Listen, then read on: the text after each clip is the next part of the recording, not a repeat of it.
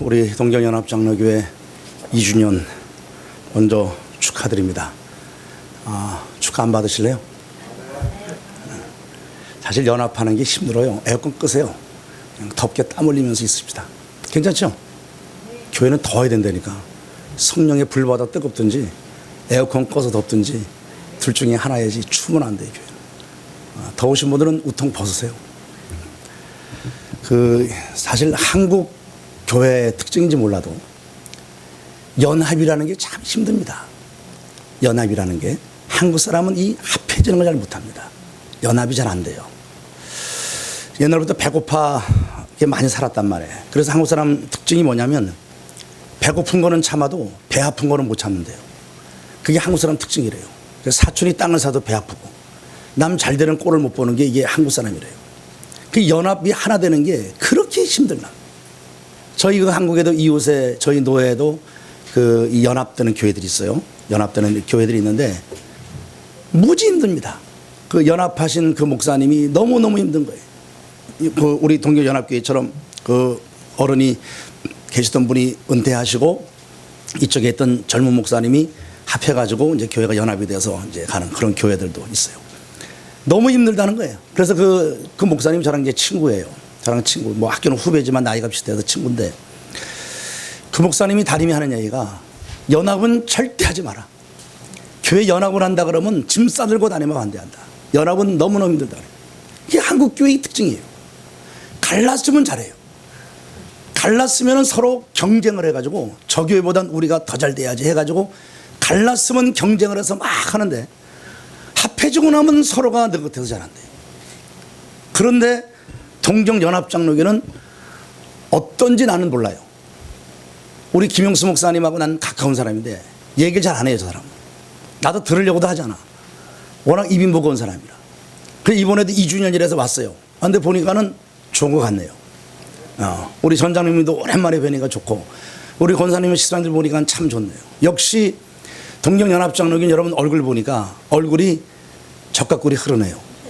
아주 아름답고 여기서 보니까 불 다 꺼도 될 것 같습니다. 아주 환한 빛이 여기 오는데 너무너무 좋습니다. 앞으로 2년의 이 시간들을 잘 보냈으니까 3년, 4년, 5년 우리 동경연합장로교회는 정말 이 땅에 연합하는 교회들의 아름다운 모델이 될 수 있는 교회가 되기를 주의 이름으로 축복합니다.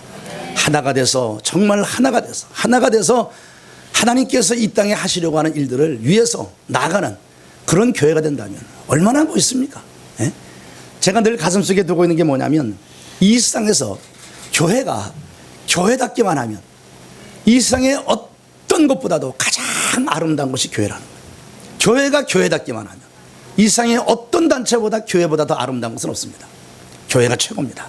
교회가 교회답기만 하면 우리 동경연합교회가 그렇게 되기를 먼저 주의 이름으로 축복하면서 말씀 들어가도록 하겠습니다. 어느 날 그 코끼리가 길을 가는데 개미가 코끼리 등에 탔습니다. 코끼리 등에 타갖고 그 위에서 이리 뛰고 저리 뛰고 노는 거예요. 한참을 가다 보니까는 코끼리가 힘이 들어요. 코끼리가 개미한테 그럽니다. 뭐 힘이 들었는지 모르지만 야 개미야 힘들어 죽겠다. 빨리 내려가라. 그러니까 개미가 그 얘기를 들으니까 기분이 나빠요. 코끼리한테 그럽니다. 너 한 번만 더 그러면 발로 짓밟아 버릴 거야. 사실 말이 안 되죠. 근데 옆에서 하루살이가 막 날아가다 그 얘기를 듣더니 하는 얘기가 참 오래 살다 보니 별일 다 보겠네. 그럼. 근데 왜 안 웃어요? 나 좀 웃으라고 한 얘기인데 안 웃으면 이게 심각해지는데. 사실 코끼리가 개미가 등에서 아무리 뛰는들 힘들겠습니까? 개미가 발로 짓밟은들 힘들겠습니까? 뭐 어떻게 되겠습니까? 하루살이가 살았으면 얼마나 살았겠습니까? 이 얘기는 뭘 얘기하는 거냐면 우리 사람이 이 세상에 살면서 전부 생각하고 말하고 행동하는 게 자기 중심이라. 자기 편리대로, 자기 좋은 대로만 생각하는 거예요. 다른 사람과 더불어 생각하는 게 없고 다른 편을 이해하고 생각하기보다는 자기 중심이고 자기 편리대로만 생각하는 거예요. 여러분이 신앙생활을 몇 년을 했는지 나는 모르겠어요. 그런데 여러분 신앙이라는 게 뭐 같아요? 예수 믿는다는 게 뭐 같아요, 여러분? 신앙이라고 하는 것은 뭐냐면 바로 이렇게 자기밖에 모르고 자기의 세계 속에 살던 사람이라는 게 그거 아닙니까? 자기가 아는 것만큼 보는 거고 자기가 생각하는 것만큼 말하는 거고 자기가 갖고 있는 지식 안에서만 행동하는 거거든. 아무리 사람이 뛰어나다 해도 자기가 아는 것 이상을 볼 수는 없습니다. 자기가 깨달은 것 이상은 행동할 수 없어요. 이게 사람의 한계거든요. 이게 신앙이라고 하는 건 뭐냐면 내가 볼 수 없는 세상을 보고 내가 알 수 없는 것을 점점 깨달아가면서 내가 바뀌어지고 내가 새로워져 가는 것이 이게 신앙입니다. 다시 말하면 육을 갖고 살면 육밖에 몰라요.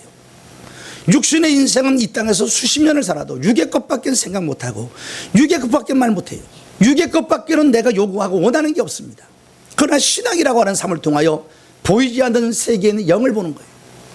이 세상이 아닌 하나님의 나라를 보는 거예요.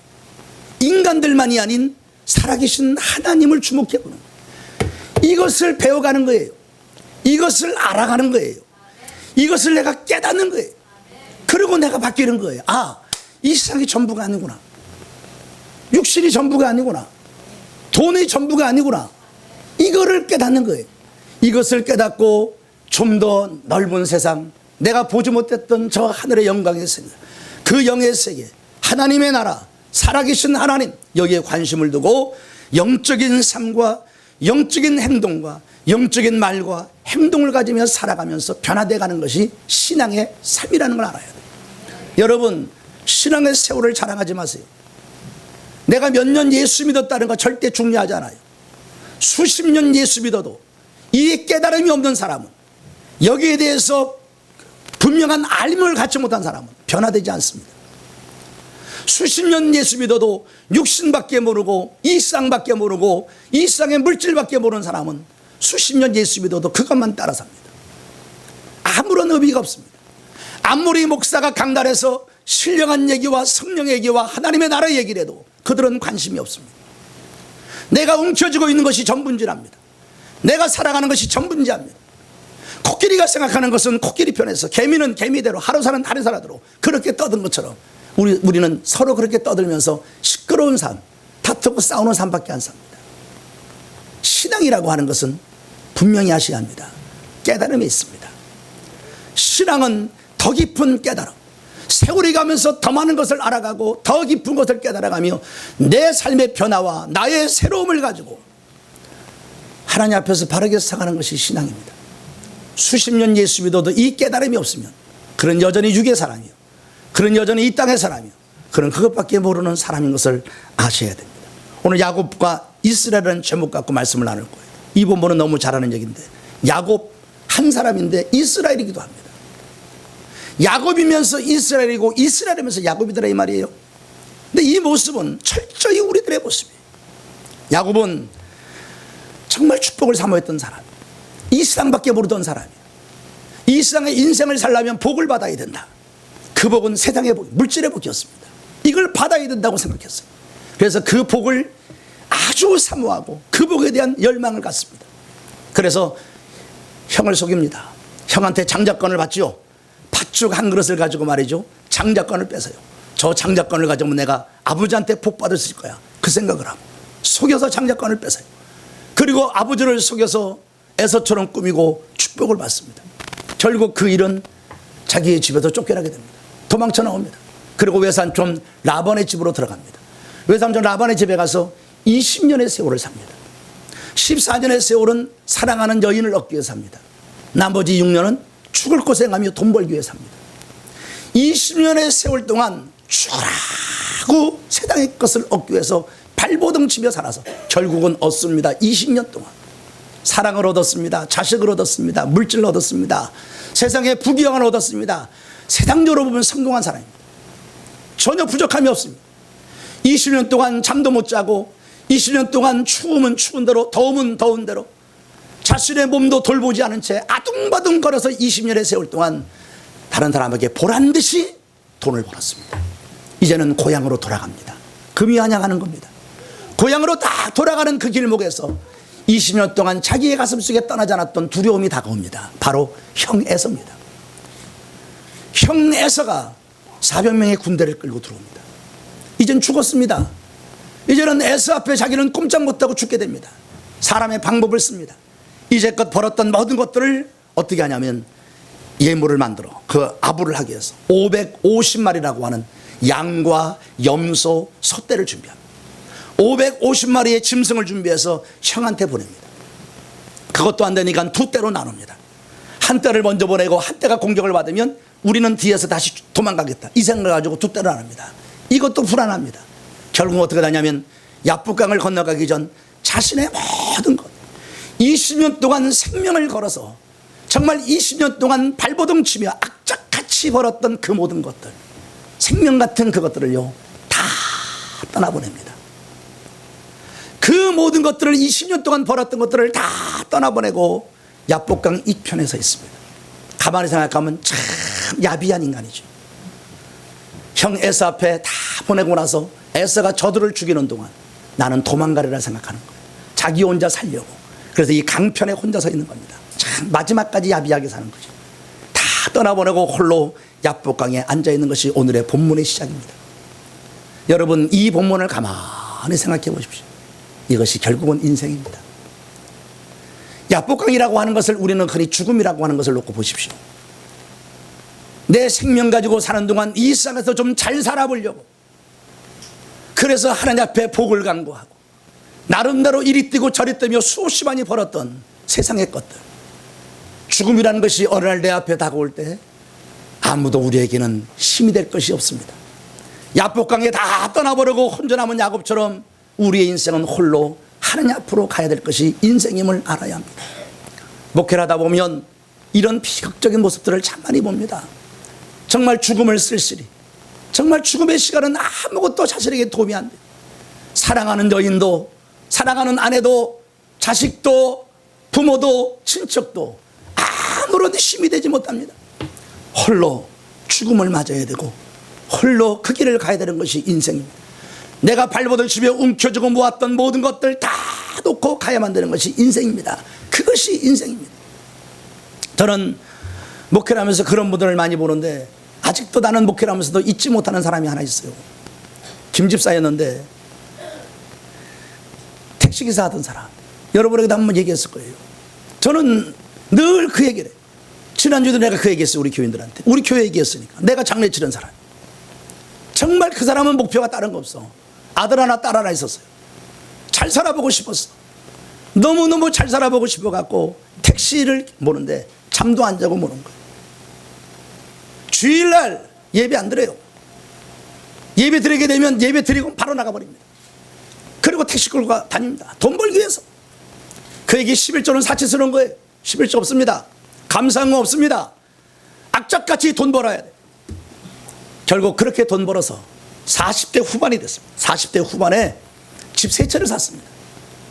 여러분, 40대 후반에 집 3채 샀으면 잘 산 겁니다. 택시 몰아가지고 얼마나 악착같이 살았는지 알겠죠. 이제는 됐다 생각했어요. 이제는 됐다 생각했어요. 그런데 몸이 이상해요. 병원에 가서 진찰해 보니까, 분당에 있는 병원에 가서 진찰해 보니까, 차병원에 가서 보니까 간암이에요. 간암.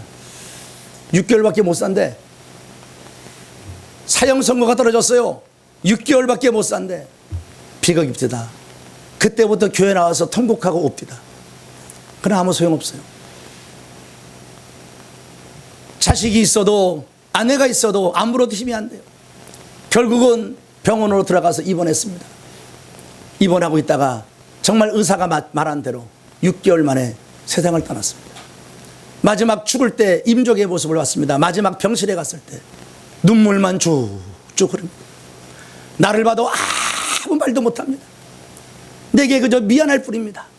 집사가 돼서 아무것도 하지 못하고 아둥거리고 잘 살아보려고 하다가 이렇게 허무하게 죽는 모습을 목사 앞에서 목사에게 보인다는 것이 자신에게 너무너무 부끄러웠던 거예요.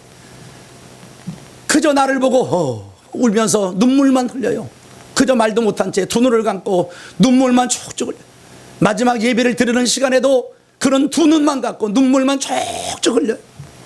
그러더니 그는 그렇게 허무하게 죽었습니다. 집 3채 얘기했죠. 내가 사위가 1년 만에 사업한다고 말아버립니다. 죽은 지 1년 만에 집 2채 사위가 말아먹어. 사위하다 사업한다고 하다. 한 채 3년 될 때 아들이 있어요. 지금도 그 아들은 우리 교회 집사예요. 김경호라고. 그 아버지 말은 하면 안 되는데 김경호예요. 그 김경호 집사, 그 아버지 집 한 채 그놈의 새끼가 또 사업한다고 말아먹었어요. 그 부인은 집도 없어요. 지금 살 집이 없어요. 부인은 그래서 살 집이 없어서 식당 가서 일하고 거기서 자고 목욕탕에서 일도 보면서 거기서 자면서 찜질방 같은 데 자면서 그러고 있어요. 집 세 채 만든다고 그러고 살다가 오늘 야복강에 모든 거 다 떠나버리고 홀로 앉아있는 야곱을 생각해 보십시오. 그것이 인생이에요. 그것이 인생이야. 그런데 복음이 나타나요. 이렇게 홀로 앉아있는 야곱 다 떠나버리고 20년 동안 죽을 똥살똥 벌었던 모든 것들 다 떠나버리고 야복강에 홀로 앉아있는 이 야복강 앞에, 야곱 앞에 누가 나타납니까? 하나님이 나타납니다. 누가 나타나요? 하나님 나타납니다. 이게 복음입니다. 아무도 없는, 아무것도 내게 소망이 되지 못하는 시간에 하나님 아버지는 여전히 나와 함께 계심을 믿으시기 바랍니다. 주님만이 내 곁에 계시는 분, 주님만이 나와 함께 하시는 분, 바로 야복강에 혼자 남아있는 이 야곱에게 하나님이 나타나셔서 하나님이 그를 축복하고 하나님이 그의 이름을 바꿔주더라 이 말. 이 과정 속에서 하나님은 쉽게 그를 바꾸는 게 아니라 하나님은 야곱과 씨름을 붙입니다. 천사와 씨름합니다. 이 천사는 하나님의 현역이에요. 하나님이 야곱과 씨름합니다. 야곱이 얼마나 지독한 인간이냐면 오늘 본문에 보면 하나님의 천사가 이길 수가 없다 그랬어요. 얼마나 악착 같았으면 이길 수 없다. 그 정도로 살던 사람. 그런데 하나님께서 야곱의 환도뼈를 칩니다. 이렇게 악착같이 자기 힘으로 살아보려고 했지만 문제에 답을 얻지 못했던 야곱에게 하나님은 답을 주시기 와요. 그의 환도뼈를 칩니다. 환도뼈는 알다시피 사람의 이 근육 중에 뼈 중에 가장 강한 뼈라 그래요. 말이 차도 부러지지 않을 정도로 강한 뼈예요. 거기를 하나님이 칩니다. 환도뼈를 쳤다는 얘기는 그를 죽였다는 얘기예요. 하나님이 그를 부숴버렸다는 거예요. 그를 깨고 낮추셨다는 거예요. 그리고 그를 축복하십니다. 여러분이 믿음의 삶을 살아가면서 반드시 알아야 될 것이 뭐냐면 깨지고 부서지고 낮아지고 짓눌리지 않으면 절대 하나님은 축복하지 않아요. 내가 살아서 꿈틀꿈틀거리면 절대 축복하지 않아요. 우리는 하나님 앞에 복을 받기 위해서는 깨지고 부서지고 낮아져야 돼요. 하나님의 축복은 깨지고 부서진 자에게 흘러들어가는 거예요. 마치 물이 낮은 곳으로 흘러가는 것처럼 하나님은 낮고 낮은 자에게, 부서지고 깨진 자들에게 하나님의 축복은 흘러들어가는 거예요. 그래서 하나님은 때로는 나를 그렇게 만드세요. 나를 부수는 거야. 고난을 통하여, 질병을 통하여, 환난을 통하여, 사람을 통해서 나를 부숴, 나를 깨. 때로는 저 맨 밑바닥에 나를 완전히 짓눌러버릴 때가 있어요. 그러나 그것은 힘들고 아프지만 기억하셔야 돼요. 그 과정을 통하여 하나님은 내게 새로움의 길을 준비하고 있음을 믿으시기 바랍니다. 내 힘으로만 살아보려고 발버둥 치고 발버둥 칠 때 주님은 그저 물끄러미 바라볼 뿐이에요. 내 힘으로 뭔가 하려고 했을 때 주님은 그저 바라보신다니까. 그러나 내가 완전히 항복하고 두 손 들 때 주님은 내 손 잡아주시는 거예요. 주님 나를 그때서 끌어안아 주시고 저 진토에 버려진 나를 다시 들어서 높은 곳에 세워주시는 분이 하나님이신 줄 믿으셔야 합니다. 성경을 보십시오. 하나님 앞에 쓰여진 자들이 다 부서지고 깨지지 않은 사람이 쓰여진 적이 있나? 다 깨지고 부서진 뒤에 하나님은 다시 빚어 그를 사용하시는. 저는 노아의 이야기를 보면서 그런 생각했어요.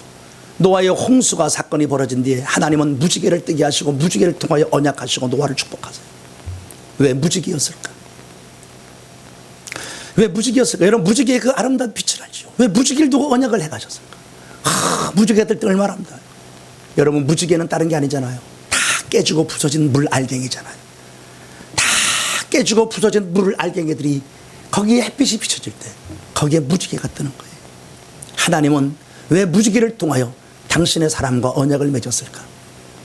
오늘도 우리의 영혼의 무지개의 빛이, 하나님의 은혜 같은 무지개의 빛이 떠오르는 사람은 물 알갱이처럼 깨지고 부서지고 산산이 깨어진 자들, 바로 그들에게만 나타나는 은혜의 비침을 하나님의 언약임을 믿으시기 바랍니다.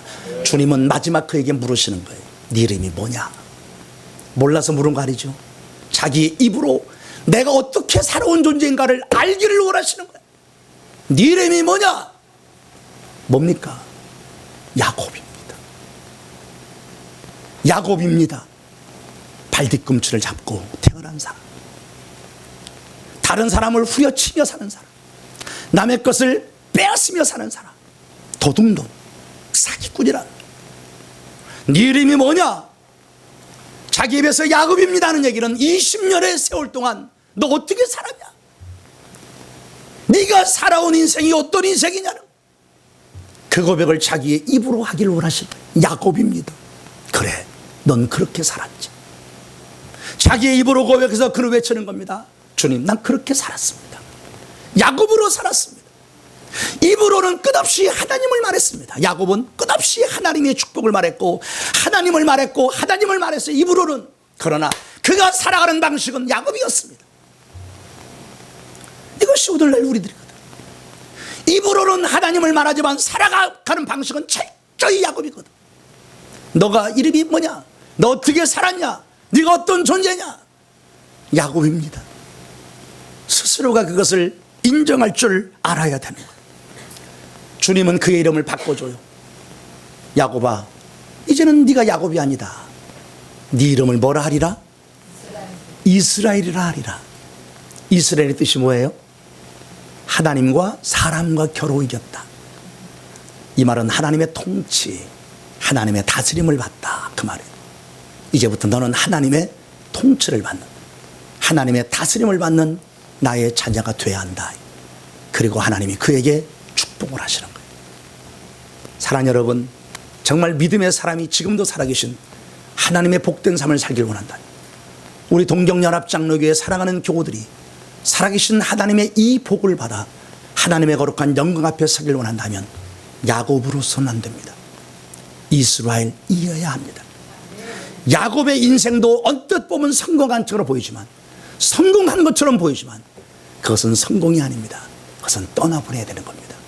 꼭 아셔야 될 것은 하나님이 주시지 않은 것들은 하나님이 반드시 언젠가 뺏어갑니다. 하나님이 내게 주시지 않은 것이라면 반드시 내게서 떠나가게 돼 있어요. 하나님이 허락하지 않은 건 내 노력과 내 수고로 내가 쟁취한 것들, 봐라 나 이만큼 얻었다, 이렇게 부자 됐다, 자랑하지 마십시오. 하나님이 주시지 않은 거라면, 하나님이 허락하지 않은 거라면 언젠가 반드시 내게, 내 손에서 주님은 뺏어가요. 이걸 여러분이 꼭 기억하시고 하나님이 주신 것만 내가 누릴 수 있음을 믿으시기를 바랍니다. 그래서 야곱이 아니 이스라엘이 된다. 나는 그래서 오늘 여러분과 더불어 나누고 싶은 얘기가 뭐냐면, 야곱과 이스라엘의 차이가 뭐냐. 이제 야곱과 이스라엘의 차이를 보면 우리는 야곱이 아닌 이스라엘의 인생을 살아야 된단 말이에요. 첫 번째가 뭐냐면 무엇을 붙잡고 사느냐가 야곱과 이스라엘의 차이. 무엇을 붙잡고 사느냐. 야곱이라는 이름이, 야곱의 이름이 뭐죠? 발뒤꿈치를 잡는다는 거라. 발뒤꿈치를 잡아. 처음부터 어머니의 뱃속에서부터 복받고 싶어가고 형보다 먼저 나가려고 형의 발뒤꿈치를 붙잡고 나온 사람이 야곱이에요. 그리고 그는 평생을 살면서 사람을 붙잡았고 물질을 붙잡았고 세상을 붙잡았고 세상의 부귀영화를 붙잡고 그러고 백보도 치며 살았던 사람. 여러분, 야곱은 세상의 것을 붙잡고 산 사람의 특징입니다. 이스라엘의 특징이 뭡니까? 이스라엘은 하나님을 붙잡고 사는 사람이에요. 하나님의 손을 붙잡고 사는 사람이에요. 하나님의 말씀을 붙잡고 사는 사람이요, 십자가를 붙잡고 사는 사람이요, 주의 거룩한 은혜를 붙잡고 사는 사람인 줄로 믿습니다. 이게 이스라엘. 여러분이 오늘 말씀의 거울을 통하여 스스로 보십시오. 내가 야곱이냐 이스라엘이냐? 뭘 붙잡고 살았냐? 우리가 이 땅에 인생을 처음 태어날 때 어린아이의 특징을 그렇게 보죠. 아이의 특징은 두 주먹을 불끈 쥐고 발버둥 치고 울고 나와요. 그러나 죽을 때는 두 손 다 펼치고 두 손 다 펼치고 죽어요. 태어날 때는 울며 태어났지만 죽을 땐 웃으며 죽을 수 있는 자가 하나님의 사람인 줄로 믿습니다. 그게 인생이어야 돼.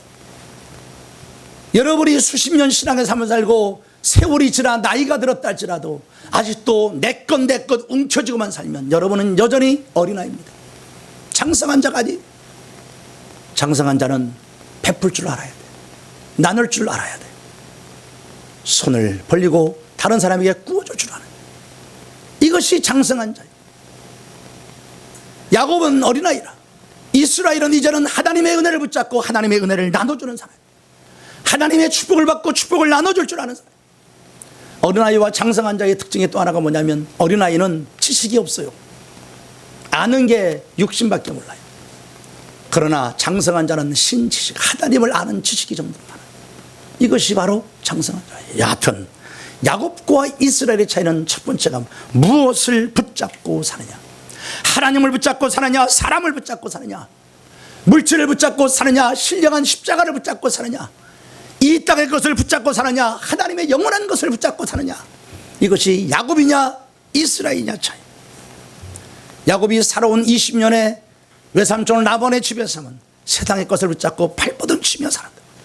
우리가 믿음의 길을 걸어가면서 정말 하나님의 축복의 삶을 받기 위해서는 우리가 변해야 될 부분이 바로 이 부분입니다. 바로 우리가 받게 될 부분이 바로 이 부분이에요. 세상의 것을 움켜쥔다고 해서 절대 내 것이 되지 않습니다. 저는 늘 그걸 봐요. 바닷가에 가서 모래를 움켜쥐어 보라고. 모래를 한 움큼 움켜쥐어 보라고. 그 모래가 내 손에 남더냔 말이에요. 모래를 한 움큼 져서 있는 힘껏 모래를 잡아보라고. 온 구멍을 다 막고 아무리 움켜줘도 이상하게 그놈 모래는 다 빠져버려요. 그게 인생이더라고. 내가 붙잡고 움켜진다 해서 내 것이 되는 게 아닙니다. 하나님이 주셔야 내 것이 되는 겁니다. 하나님이 모세를 참 부르셔서 그에게 첫 번째 요구한 게 뭐냐면, 모세야, 네 손에 있는 게 뭐냐 그래요. 네 손에 있는 게 뭐냐 그래요. 뭐가 있었습니까? 지팡이입니다. 목독이니까 지팡이는 그에게 굉장히 중요한 도구입니다. 이 막대기를 가지고, 이 지팡이를 가지고 양을 치는 거예요. 맹수를 물리치는 거예요. 때론 자기가 힘들고 피곤할 때, 그 광야에 기댈 곳 없을 때 이 지팡이를 꽂아놓고 지팡이에 자기 몸을 기대면서 쉼을 갖는 거예요. 그게 지팡이에요. 자기가 의지하고 자기에겐 꼭 필요한, 없어서는 안 될 도구, 그게 지팡이입니다. 그때 하나님께서 모세에게 제일 먼저 요구한 것이 뭐냐면, 그 지팡이를 던져라. 그 지팡이를 던져라. 여러분, 이것부터 모세의 부름이 시작됩니다. 내가 의지했던 것, 이거 없으면 안 된다고 하는 것, 이것이 내게는 너무너무 중요하다고 생각했던 바로 그것부터 던져라는 거예요. 여기서부터 모세의 부름은 시작이 되는 거예요. 이건 포기하라는 얘기예요. 주님을 붙잡으라는 얘기예요. 이젠 주님을 붙잡고 주님을 의지하고 이젠 주님만 앙망하며 살아가는 믿음의 사람으로 먼저 서라고 하는 거예요. 우리가 정말 하나님의 축복된 인생으로 거룩한 영광의 삶을 살기로 한다면 이것 없으면 안 돼, 이것이 내겐 정말 중요한 거야 라고 생각했던 것부터 놓을 수 있는 용기가 있어야 돼요. 포기할 수 있는 용기, 그걸 놔버릴 수 있는 용기, 그리고 주님의 손을 붙잡고 말씀을 붙잡고 십자가를 붙잡고 살아가시는 그 믿음의 용기가 있는 자에게 하나님은 새로운 축복을 허락하여 주시는 거예요. 보세요. 하나님이 다시 모세로 하여금 그 던졌던 지팡이를 잡으라 그래요. 그 지팡이를 잡으라 했는데 보니까 지팡이가 뭐가 됐습니까? 뱀이 됐습니다. 내가 의지하고 이것 없으면 안 되라고 했던 것이, 여러분, 나를 죽일 수도 있는 뱀이 될 수 있다는 것을 아셔야 돼요. 이 돈 없으면 안 돼, 돈도난. 그 돈이 나를 죽일 수도 있어요. 그 돈이 나를 죽일 수도 있어요. 저 사람, 내가 아는 저 사람, 저 사람은 내게 큰 힘이야, 의지야 라고 했던 그 사람이 뱀이 될 수도 있어요. 여러분, 내가 이것 없으면 안 돼, 이게 전부야 라고 생각했던 것이, 그것이 뱀이 돼서 나를 물 수도 있어, 나를 죽일 수도 있는 거야. 근데 놀라운 사실은 그것을 믿음으로 잡을 때, 더구나 주님은 꼬리를 잡으라 그래요. 뱀 잡으면 알지만 여러분, 꼬리 잡으면 안 되죠. 확 돌아서도 물죠. 믿음으로 잡으라는 거예요. 믿음으로 잡으니까 다시 지팡이가 됐습니다. 근데 그 지팡이가 무슨 지팡이가 됐어요? 여호와의 지팡이가 됐어요. 하나님의 지팡이가 된 줄 믿습니다. 그 지팡이로 날강을 치니 물이 피가 되고만, 홍해를 향하여 내민이 갈라지고, 반석을 치니 물이 쏟아지고. 할렐루야. 똑같은 지팡이지만 달라졌다는 거예요. 똑같이 성도가 돈해도 상황이 달라요. 움켜쥐고 있던 돈과 하나님이 주신 은혜의 돈은 달라요. 사용될 때 다른 결과가 나와요. 놀라운 역사의 결과가 다시 나오는 거예요. 중요한 것은 놓는 거예요. 먼저 놓는 거, 이것부터 있어요. 물에 빠진 사람 건질 때, 물에 빠져서 막 살려달라고 발버둥칠 때 바로 들어가면 안 된다네. 여러분 그죠? 바로 들어가면 안 된대. 왜 그래요? 잡아당긴대. 그래 같이 죽는데. 그래서 기다려야 된대. 완전히 물 다 먹고 정신 잃을 때까지. 정신 잃을 때까지 가만 놔뒀다가 들어가가지고 그때 끄집어 나와요. 아니면 붙잡고 늘어진대. 어쩌면 하나님이 우리에게 은혜를 베푸시는 것도 그거 같아. 그렇게 기다리는 것 같아. 나 목회 30년 해오면서 수십 많은 교우들 보지만 열심히 산다고 살지만 5년이 가도 10년이 가도 날마다 그 모양 그 꼴이야. 왜? 내가 살아보려고 발버둥 치고 있어요. 주님은 기다리고 있는 것 같아. 다 포기할 때까지. 내 힘으로는 안 되는구나 이거 깨달을 때까지. 하루라도 빠질 깨닫는 것이 축복인 줄 믿습니다. 놓는 것이야. 어느 사람이 산길을 가다가 밤에 깜깜한 밤에 산길을 가다가 길이 미끄러져 가지고 낭떠러지에 떨어졌대요. 떨어지면서 확 손을 내밀어 잡았는데 나뭇가지를 하나 잡은 거야. 나뭇가지를 딱 움켜쥐고 이것만 놓으면 이제 죽는 거야. 응? 그냥 깜깜한 밤에 이걸 붙잡고 사람 살려 외치는데 그 밤에 무슨 사람이 있겠습니까? 아무리 외쳐도 없어. 이제는 안 되겠다 해가지고 하나님 앞에 기도를 하는 거예요. 하나님 살려주십시오. 살려주십시오. 하나님 앞에 발버둥 치면서 기도하는 거예요. 하나님이 응답을 주시더래요. 하나님의 음성이 들리더래. 뭐라고 하냐면 야 네가 붙잡고 있는 그 나무를 놔라 그러더래. 놔라 그러더래. 이분이 깜짝 놀라가지고 어떻게 하는지 아세요? 다시 사람 살려 그랬대요. 다시 사람 살려 밤새도록 외쳤대. 근데 아침에 이제 새벽녘이 돼서 해가 떠오르는 거야. 저기 해가 저도 이제 날이 사방이 환해지는 거야. 자기가 지금 있는 이 낭떠러지가 얼마나 기쁜가 해가지고 이러고 보니까 바로 땅 앞이더래. 그걸 붙잡고 그냥 밤새도록 이거 놓으면 죽나 생각하고 있는데 바로 밑에 땅이더래. 이거만 놓으면 바로 밟혀드릴 수 있는. 어쩌면 우리들이 그거라.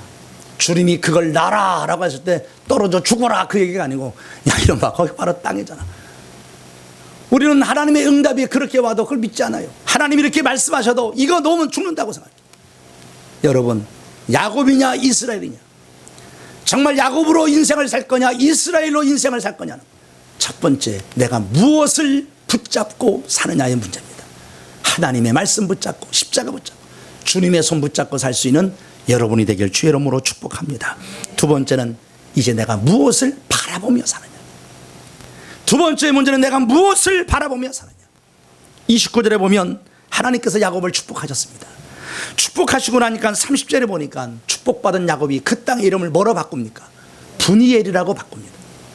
왜 분이엘이라고 바꿨을까요? 거기서 하나님을 만났기 때문에. 분이엘이라는 뜻이 뭐예요? 하나님의 얼굴이라는 뜻이에요. 하나님의 얼굴이라는 뜻이에요. 여러분 야곱이 이제껏 살아온 것은 누구 보고 살았냐? 사람 얼굴 보고 살았어. 사람 보고 살았단 말, 환경 보고 살았단 말, 문제만 보고 살았단 말, 세상값만 보고 살았단 말, 돈만 바라보고 살았단 말. 그런데 오늘 그런 하나님을 만났습니다. 그런 분이엘이라는 이름을 외치면서 이제부터 나는 하나님만 바라보며 살겠다고 신앙의 고백을 외치는 것이 이 자리입니다. 그런 이스라엘이 되었기 때문에. 여러분 야곱과 이스라엘의 차이는 이겁니다. 뭘 보고 사느냐. 인생을 살고 예수 믿으면서도 하나님만 바라보고 사는, 사람을 보고 사는 사람이 있어. 물질만 보고 사는 사람이 있어. 세상만 보고 사는 사람이 있어. 야곱입니다.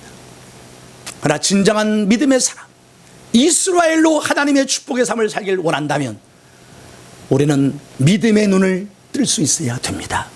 믿음의 눈을 뜨고 하나님을 바라봐야 돼요. 문제를 봐도 문제만 보지 않고 문제 뒤에 있는 그 하나님의 뜻을 볼 수 있어야 돼요. 고난이 와도 고난만 보는 사람이 아니라 믿음의 눈이 떠진 사람은 고난 뒤에 있는 하나님의 감추어준 축복을 볼 수 있는 사람입니다. 이게 하나님의 사람. 세상의 것들을 바라봐도 세상의 눈으로만 보는 사람은 그것으로 끝납니다. 그러나 믿음의 눈을 가진 사람은 그것을 보면서 그 뒤에 있는 하나님의 섭리와 하나님의 손길을 볼 수 있을 줄로 믿습니다. 기도한다고 할 때 여러분, 기도의 뜻이 뭐예요? 기도의 뜻은 얼굴과 얼굴을 맞댄다는 뜻이에요. 성경에서 기도라고 하는 얘기는 하나님의 얼굴을 마주 본다는 뜻이에요. 그래서 이스라엘로 사는 사람은 기도하며 사는 사람이에요. 야곱은 기도하지 않고 문제가 있으면 문제가 씨름하다가 지쳐 절망하고 쓰러지는 사람이에요. 사람만 바라보고 살다가 상처받고 힘들어하고 아파하며 사는 사람이에요. 그러니 수십 년 신앙생활에도 마음엔 기쁨이 없어요. 즐거움이 있을 수 없어요. 하나님의 섭리와 뜻을 볼 수 없으니까. 그러나 이스라엘로 사는 사람은, 기도하는 사람은 하나님의 얼굴을 바라보는 거예요. 기도하면서 주님을 바라보는 거예요. 그러다 보면 주님의 뜻이 생겨요. 주님의 마음이 흘러들어와 주님의 거룩한 은혜가 나를 적시게 될 줄로 믿습니다. 지난번에 그런 얘기를 했어요. 여러분, 왜 기도할 때 눈 감냐고 제가 물어봤었죠. 왜 기도할 때 눈 감습니까? 사람들 뭐 집중하려고 그래요. 저는 그렇게 생각 안 해요. 눈을 감고 안 감는 중요한 문제가 아니고, 나는 육신의 눈을 감는 이유는 나는 이런 고백을 합니다. 하나님, 나 문제 안 보겠습니다. 나 힘들게 하는 저 고난과 이 환경을 보지 않겠습니다. 실망하는 나 자신도 보지 않겠습니다. 내게 상처 주고 나를 힘들게 하는 저런 인간들도 보지 않겠습니다.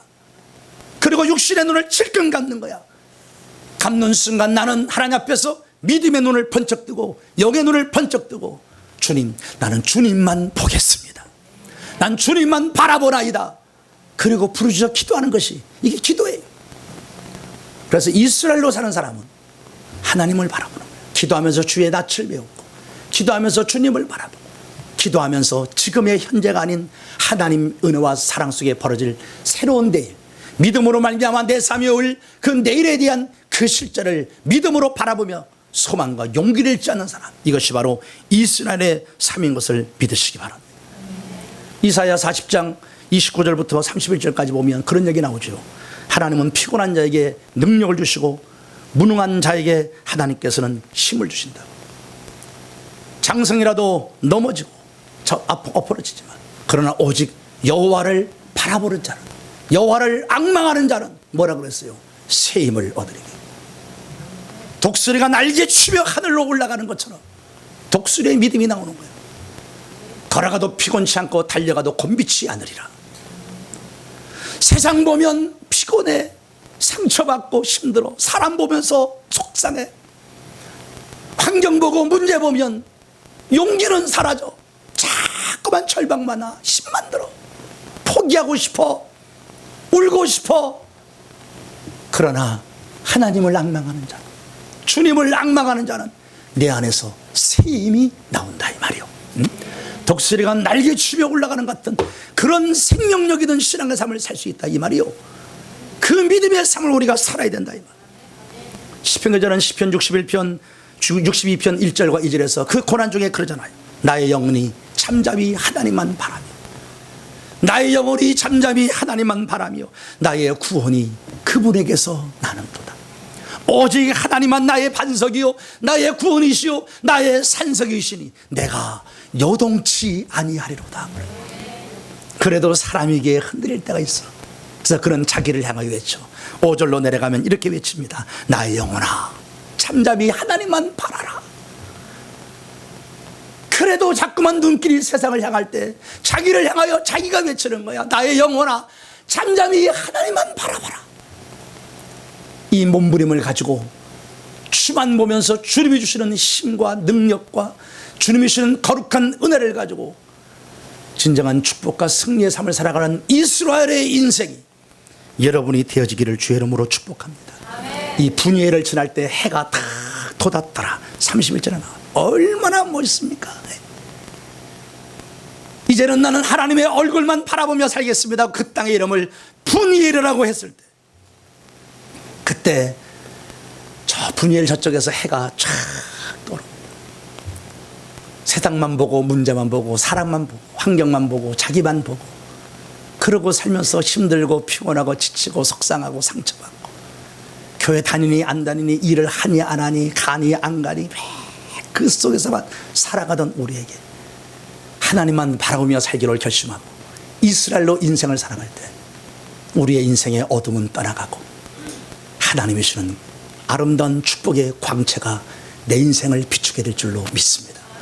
암흑이 떠나가더라, 어둠이 떠나가더라, 절망스러운 캄캄한 삶이 떠나가더라 이 말이요, 태양이 떠오르는 거예요. 내 인생의 새로운 여명이 시작되는 겁니다. 얼마나 멋있어요. 이게 이스라엘의 축복이. 세 번째, 야곱이냐 이스라엘이냐 차이는 무엇과 씨름하며 사느냐의 차이. 오늘 야곱은 하나님과 씨름하고 있습니다. 알다시피 여러분, 예전에 야곱은 하나님과 씨름하던 사람이 아니야. 사람과 씨름했어. 문제와 씨름했어. 환경과 씨름했어. 자신에게 닥쳐온 고난과 그 아픔과 씨름하면서 그러며 살던 사람이었어. 근데 오늘 하나님 앞에 야곱은 하나님과 씨름하고 있어. 자기에게 다가오는 애에서 이 심각한 문제를 놓고 씨름하면서 수단과 방법을 쓰는 거야. 두 때로 나눠보고 550마리의 짐승을 보내보고 야복하게 다 떠내보고 이러고 저러고 하면서도 성경은 뭐라 하냐면 그 마음이 심히 답답하고 죽게 됐다. 그러면서 괴로워서 어쩔 줄 모르고 사는 거예요. 그것과 씨름하면서, 문제와 씨름하면서 문제를 해결해 보려고 발버둥 치면서 그 괴롭고 그 답답하고 그 아프고 힘들어하는 야곱의 모습을 보라. 그는 지금 하나님과 씨름하고 있습니다. 사랑하는 여러분, 축복의 사람 이스라엘은 하나님과 씨름하는 사람이에요. 그래서 하나님의 복을 받아 누리고 그 복을 나누면서 사는 복의 사람으로 인생을 살 줄로 믿습니다. 저 여의도 수목원교회 조윤기 목사님 여러분 잘 알죠? 그분이 간증하는 간증 가운데 박종선 목사님의 간증이 하나 있어요. 불광동에서 조 목사님이 처음 이제 교회를 막 시작할 때 이 박종선이라는 분이 그 동네에 살던 청년인데 아주 못돼 먹은 깡패라. 얼마나 못돼 먹었냐면 예배당에 와가지고 예배당에 있는 물건을 그냥 갖고 나가서 팔아먹는 거야. 이런 종이 있으면 이거 갖다 팔아먹고 이 화분 있으면 팔아먹고 나중에 뭐까지 팔아먹었냐면 옛날 그 LPG 가스통 있잖아요. 가스통까지 끌어갖고 가서 팔아먹는 거야. 그렇게 못돼 먹고 쌈하고 돌아다니면서 이빨이 다 뽑아져서 이빨이 한 개도 지 이빨이 하나도 없대요. 다 빠져버려가지고.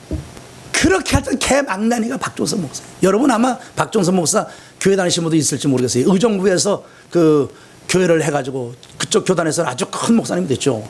그 여의도 순복음교회 교구 목사 하다가 거기 나가가지고 직교회를 하면서 아주 크게 해요. 아마 일본에도 왔다 가시면 모르겠어요. 그 부흥회를 아주 잘하시는 목사예요.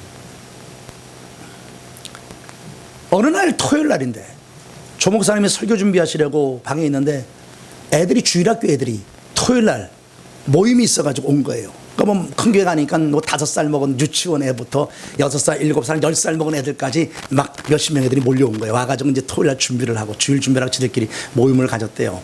근데 갑자기 막 애들 소리가 막 나더래. 막 소리 나고 막 난리가 나더래. 이거 무슨 애가 나가보니까 박종선이가 왔더래. 박종선이가 누군지 애들까지 다 아는 겁니다. 이 박종선이가 와서 또 뭐 훔쳐가서 뭐 가져가서 팔아먹으려고 온 거라. 근데 애들이 박종선을 보니까 막 소리를 지르는데 깜짝 놀랐대. 요 5살서부터 10살짜리 요것들이 한 30-40명 애들이요. 박종선이 오니까 박종선한테 떼거지처럼 달려들더래. 머리 붙잡고 팔 붙잡고 다리 붙잡고 막 몸 그냥 막 개미떼처럼 막 달라붙어 갖고 말이죠. 막 애들이 하나님 앞에 기도하더래. 회개하라 회개하라. 사단아 물러가라 물러가라 하면서 막 기도하더래요. 막 애들이 그 조그만 것들이 한 20-30명 30-40명 그냥 머리부터 막 다 붙잡고 막 달라붙어 갖고 사단아 물러가라 사단아 물러가라 그러고 막 난리치는데 회개하라고만 난리치는데 조 목사님이 이거 큰일 났다 생각했대. 이 박종선이가 화가 나서 애들 어떻게 하면 어떡합니까? 근데요 보니까 기적이 벌어졌더래. 애들이 자기한테 달라붙어 갖고 회개하라 그러고 사단아 물러가라 그러고 조그만 것들이 막 그렇게 기도하는데 이 박종선 아이가 그 청년애가 깡패가 거기 엎드려가고 대성통 울기 시작하더래. 애들이 붙잡고 늘어지며 기도하는데 그 애들의 그 눈물의 기도를 들으시고 하나님의 성령이 역사한 거예요. 그 깡패의 박종선이가 막 대성통하고 막 울더래. 막 울더래. 거기서 회개하더래. 거기서 뒤집어진 거예요 박종선이가. 그때부터 교회 와서 그렇게 괴롭히던 청년이 교회 와가지고 예배를 드리기 시작하고 교회를 하기 시작하고 매일같이 와서 충성하더니 지금은 목사가 돼가지고 지금은 은퇴하셨습니다. 목사가 돼가지고 말이죠. 목사가 돼가지고 하나님의 나라를 위해서 큰일 하는 종이 됐다니 말이에요. 기가 막힌 얘기 아닙니까? 애들도 엎드려서 애들도 붙잡고 그 깡패를 붙잡고 씨름하며 기도하니까 하나님이 역사하시더랍니다. 사랑하는 여러분, 이번에도 전 연합장로교에 왔습니다. 이런 얘기 해서 어떨지 모르지만 사실 제가 이렇게 한번 오는 거는 저에게는 큰 결심이었습니다. 주일날 제 교회를 비우고 이렇게 오는 거는 저는 보통 결심이 아닙니다.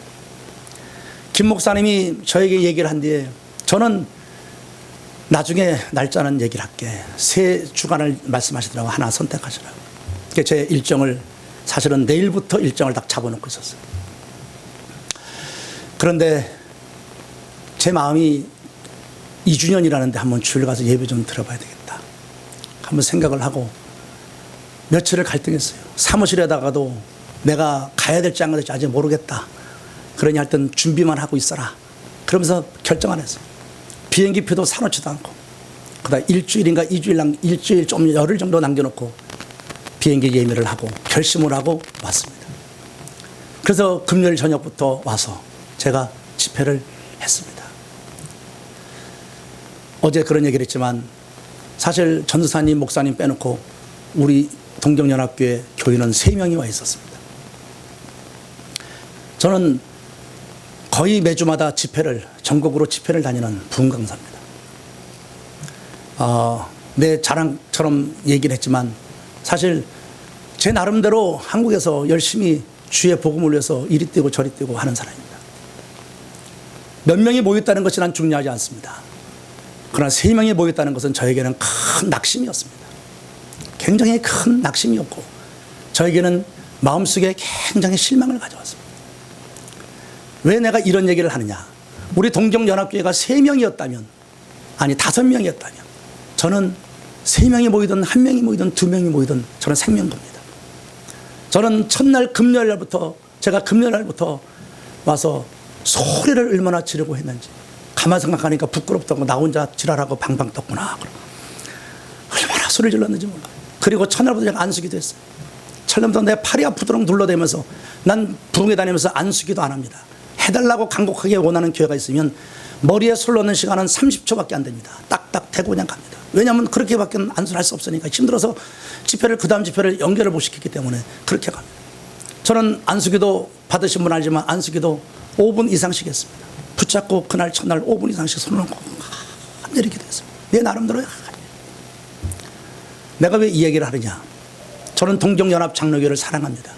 김영수 목사를 사랑하고 그 사모님 전영선 저 여자를 사랑합니다. 나는 동경연합장로교뿐 아니라 일본을 와서 이렇게 연합장로교 와서 예배드리면서 늘 그런 고백했지만 눈물이 납니다. 지금도 눈물이 날라 그래요. 저는 차 안에서 가면서도 우리 동경연합장로교에 얘기를 하면서 두 눈에 눈물이 쏟았습니다. 여러분 그런 다른 감정을 갖고 있는지 모르겠습니다. 제가 여러분에게 2년을 보내고 있는 여러분에게 간곡히 부탁하고 싶은 게 있습니다. 앞으로 오후에도 내가 한 번 남은 시간에도 그런 얘기를 하겠지만 여러분이 하나님 앞에서 이스라엘이 돼서 하나님과 씨름하면서 몸부림치면서 기도하지 않으면 연합교회 희망 없습니다. 일본 희망 없습니다. 분명히 하십시오. 야고보로서는 희망이 없습니다. 야고보로서는 아무것도 할 수 없습니다. 지 혼자 뱃도 들이고 사는 것밖에 안 됩니다. 아까 우리 전 장로님이 기도하는 것도 들었습니다. 어떤 모양으로 일본 땅에 왔던 한 사람 한 사람이 하나님 앞에 선교사요 하나님의 복음을 전하는 사람들로 서겨달라고 하는 눈물의 기도를 들었습니다. 그것이 사명이요 이것이 부름입니다. 야곱으로 살아서는 희망이 없습니다. 한국 땅도 마찬가지지만 여러분도 마찬가지입니다. 야곱으로 살면 희망이 없습니다. 됐다라고 하는 생각하는 순간 나는 혼자 남게 되어 있습니다. 그것이 야곱입니다. 사랑하는 여러분, 야곱으로 인생을 살지 말고 연합장로교 여러분들 이스라엘이 되어서 하나님과 씨름할 수 있기를 바랍니다. 몸부림치는 기도가 있기를 바라요. 나는 첫날부터 여러분에게 그 얘기했습니다. 정말 기도해야 돼. 몇 명이 모이든 와서 여러분이 모여서 기도하기 시작하십시오. 날마다 모여 기도하십시오. 하나님 앞에 몸부림쳐 여러분이 기도한다면 하나님은 이 교회를 불쌍히 여겨주시고 여러분에게 은혜를 주실 것입니다. 먼저 이 교회에 나온 여러분들이 성령 받고 여러분이 하나님의 은혜를 받고 하나님의 복을 받아 여러분이 달라져 가면서 여러분이 일본 땅을 새롭게 하는 사명자로 여러분을 하나님이 쓰실 줄로 믿습니다. 하나님과 씨름하셔야 돼요. 하나님께 매달리며 씨름해야 돼요. 우리는 태평하게 지금 야외에서 놀이하는 사람들이 아닙니다. 우리는 소풍 온 사람들이 아닙니다. 우린 유람선을 탄 사람들이 아닙니다. 우린 전투함을 탄 사람들입니다. 우리는 전투에 최전방 있는 사람들입니다. 총이 녹슬고 총알이 하나도 없이 여러분이 어찌 하나님의 나라에 일 앞에 쓰여질 수 있겠습니까? 칼을 가십시오. 실탄을 준비하십시오. 성령으로 충만하십시오. 기도하십시오. 우리 동경연합장로교회 사랑 여러분, 기도하셔야 돼요. 목이 쉬도록 몸부림쳐가면서 기도하셔야 돼요. 여러분이 피곤하고 바쁜가 합니다. 한국도 피곤하고 바쁩니다. 참 피곤하고 바쁩니다. 나 기도하자는 못 삽니다. 오늘 아침에도 문득 그런 생각했어요. 이슬람 사람들은 이슬람교 사람들은 하루 4번씩 기도합니다. 하루 4번씩 기도합니다. 기도하라는 소리가 나면 어디 있든지 그 사람들은 엎드려 기도합니다. 여러분 아시죠? 하루 4번씩 기도합니다. 그 사람들은 우리가 보기에 정말 잘못된 사람이죠. 그러나 그들은 자기가 믿는 알라 신을 위해서 생명을 겁니다. 순교라 생각하고 지독한 사람들입니다. 지금은 좀 그런 게 없지만 예전에는 그 나라 가서 물건을 사다가 가격을 이렇게 조정하다가 알라의 뜻이라고 말하면 그 사람은 무조건 깎아줍니다. 알라의 뜻이면 무조건 순종하는 사람들은 그 정도로 철저한 사람. 근데 우리는 진짜 살아계신 하나님을 믿으면서 진짜 살아계신 하나님 믿으면서 하나님을 안 믿는다 이 말이에요. 내가 첫날부터 소리 지른 이유가 그거 아닙니까? 38년 된 베데스다 연못가에 있는 그 병자를 주님 찾아가셔서 그 앞에 씁니다. 자기 힘으로는 날 수 없는 절망적인 사람 앞에 주님이 있습니다. 주님만이 그 사람을 고칠 수 있습니다. 네가 낫고자 하느냐? 정말 간절한 소원을 주님 묻고 싶어요. 그의 뜨거운 갈망을 듣고 싶은 거야. 근데 그 사람의 입에서 나오는 것은 나를 모셔내줄 사람이 없답니다. 사람 타령하고 있어요. 환경 타령하고 있어요. 나는 속이 뒤집어지고 속이 터져요. 오늘날 예배당 안에 우리 이런 사람 너무나 많아. 야곱이에요. 자기를 살리고 자기에게 복 주시고 자기의 인생을 책임질 분이 예수 그분밖에 없고 그분이 내 앞에 계신데 그분 앞에 기도하잖아요. 그분을 붙잡잖아요. 이러니 얼마나 속이 터집니까? 우리 예수 안 믿는 거예요. 오늘 이 교회 왔다고 해서 예수 믿는 건 줄 아세요? 여러분들 착각하지 마세요. 주일날 되면 이렇게 와서 예배 한번 드린다 해서 여러분이 예수 믿는 사람인 줄 아세요? 착각하지 마세요.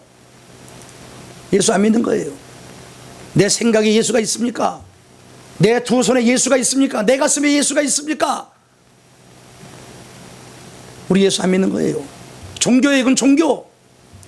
절 안 다리고 교회 왔던 것밖에 안 돼요. 다시 한번 여러분에게 사랑하는 마음으로 공부하고 싶습니다. 하나님과 씨름하십시오. 몸부림치십시오. 여러분은 특별한 사람들입니다. 동경연합교회만은 일어서야 합니다. 제가 일본 땅에 와서 너무너무 슬퍼서 울었습니다. 쓰나미 이후에 이 일본의 교회가 다 무너져 가고 있습니다. 이거는 단순한 쓰나미가 아닙니다. 영적 쓰나미입니다. 이건 사단의 역사입니다. 이건 마귀의 역사입니다. 치면 안 됩니다. 절대 치면 안 돼. 마귀만 지금 박수치고 있다고. 교회들이 무너져 가고 있고 성도들이 쓰러져 가고 있고 성도들이 쓸려가고 있다고. 이제 우리는 일어나야 돼. 이제 우리는 다시 한번 일어서서 기도해야 돼. 사단을 물리치고 어둠의 영들을 깨고 영적 쓰나미를 극복하고 다시 한번 교회를 세우고 일본 땅을 복음으로 정복해야 됩니다. 하나님이 특별히 그 일에 우리 동경연합장로교회가 쓰여질 수 있기를, 여러분이 기억하는 대로 저기 47개의 도도연마다 하나님의 교회를 세우기를 여러분이 꿈꾸고 있다면 이러면 안 된다. 그 꿈을 가슴에 안고 도전해야 된다. 몸부림쳐 실험해야 된다.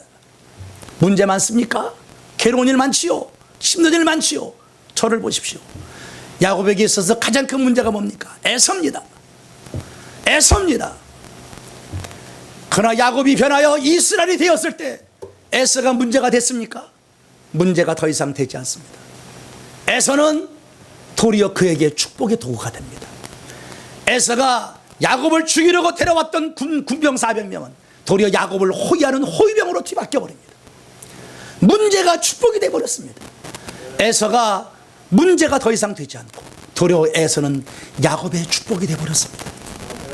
야곱일 때는 에서가 문제였지만 이스라엘이 되고 나니까, 하나님과 씨름하고 나니까, 하나님만 붙잡고 나니까, 주님만 바라보는 분이엘의 인생이 되고 나니까 더 이상 에서가 문제가 아니더라요.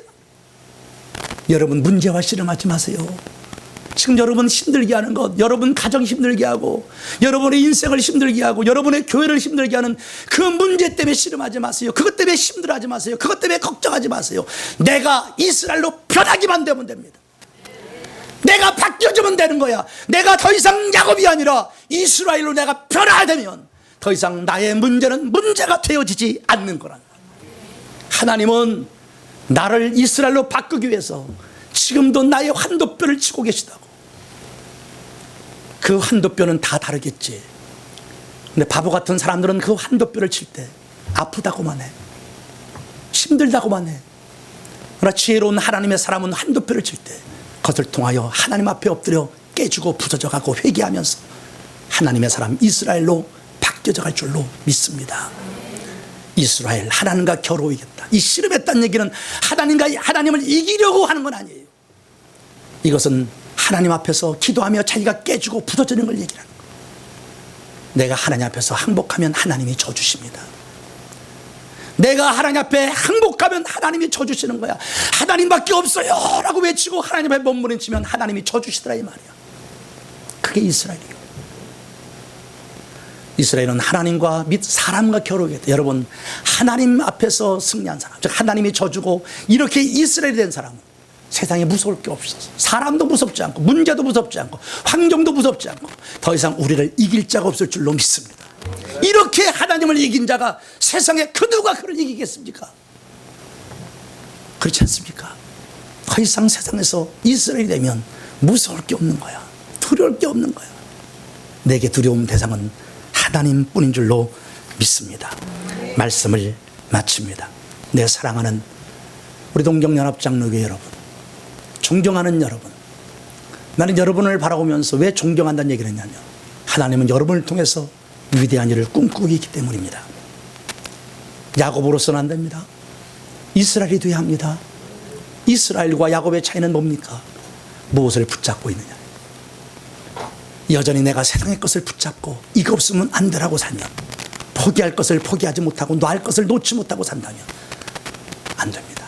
이스라엘, 하나님의 손만 꽉 붙잡고 말씀만 꽉 붙잡고 사셔야 합니다. 무엇을 바라보고 사느냐. 세상 보다가 분노하고, 사람 보다가 실망하고 상처받고, 문제 보다가 좌절하고 절망하며 살지 마십시오. 속상해하고 아파하고 힘들어 살지 마십시오. 여전히 나를 바라보고 계시는, 여전히 나를 사랑의 눈으로 쳐다보고 계시는 살아계신 내 아버지 하나님, 그분만을 바라보십시오. 그분하고만 눈을 마주치며 사십시오. 그러면 세상의 모든 것들은 아무것도 아니지요. 세 번째, 무엇과 씨름하고 사느냐. 문제와 씨름하지 말고, 사랑과 씨름하지 말고, 자기와 씨름하지 마십시오. 하나님과 씨름하십시오. 씨름하며 기도하십시오. 부르짖어 기도하십시오. 몸부림치며 기도하십시오. 하나님이 여러분을 이스라엘로 바꿔줄 것이고, 이스라엘이 되면 더 이상 애서는 문제가 아닙니다. 여러분을 힘들게 하고 괴롭혔던 그 문제들은 오히려 여러분을 축복하는 축복이 될 줄로 믿습니다. 기도하십시다.